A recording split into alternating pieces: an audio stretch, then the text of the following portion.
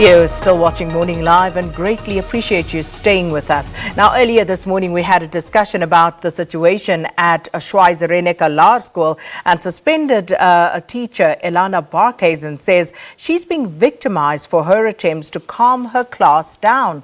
A picture, as you know, was circulated of black and white children segregated in her classroom. And other pictures later emerged of a mixed class with public mingling and the children quite happy seemingly with each other. Now, earlier we spoke to our SABC journalist Sellwane Khakhau, and let's get more updates from her right now. And we cross to her where she is outside the school. Sellwane? Morning, Sakina. So, Sellwane, first... Well, Sakina, we are indeed coming live to you from outside Schweizer-Reneke Law School.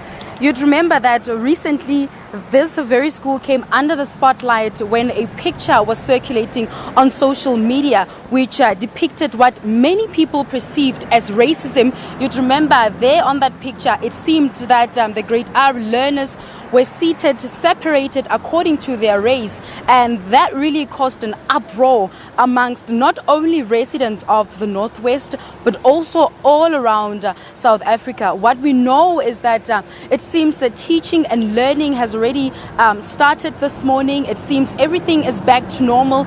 But alongside that idea, there is one burning issue still, which is the suspension of that teacher that you just mentioned now. We know that yesterday during a media briefing of Solidarity, she broke her silence for the very first time, talking about how this situation has affected her, and that it's not only her who's been affected, but also her entire family. She was saying that as far as she knows, she was very surprised that she has been caught up in this kind of situation, because she was explaining that she was not the one who was responsible for the sitting arrangement in class.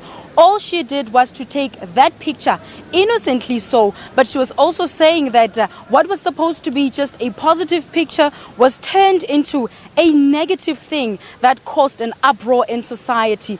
What we also understand is that the MEC of Education in the Northwest, Mr. Sellwane, is expected to come and visit this school this morning.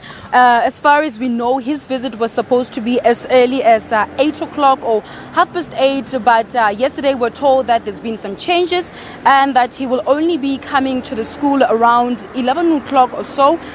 This is because the MEC still wants to consult with the department's legal team on how to handle this situation going forward.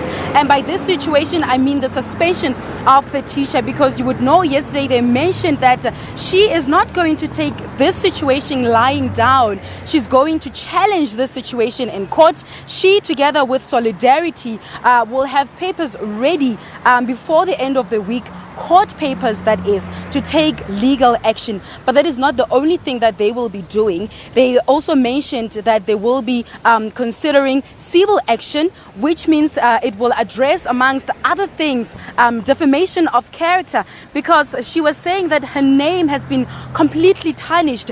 Everywhere where she goes now, she's been labeled as a racist, and this is something that may stick to her for who knows how long. And she was also saying that this situation has put her life as well as her families under great danger, because wherever they go, they are now receiving threats. So we are waiting to hear from the MEC when it comes later on what they will do as the department, since this matter, the MEC's decision to put the teacher on suspension will now be challenged in court. Sakina.